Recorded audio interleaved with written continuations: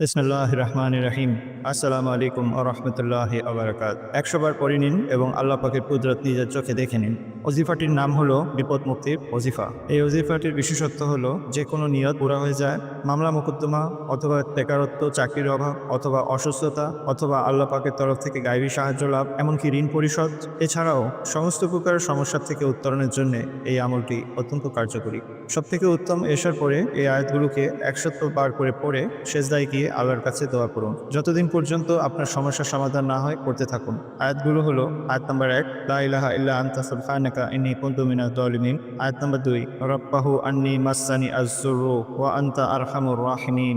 আয়াত নাম্বার ৩, ওয়া উফাউযু আমরি ইলাল্লাহ ইন্নাল্লাহা বাসীরুম বিল-ইবাদ। আয়াত নাম্বার ৪, হাসবিয়াল্লাহু ওয়া নি'মাল ওয়াকিল ওয়া নি'মাল মাওলা ওয়া নি'মান নাসির। প্রত্যেকটি আয়াতকে ১০০ বার করে পড়ুন এবং সেজদায় গিয়ে দোয়া করুন। ইনশাআল্লাহ যাই দোয়া করবেন তা আল্লাহর কাছে কবুল হয়ে যাবে।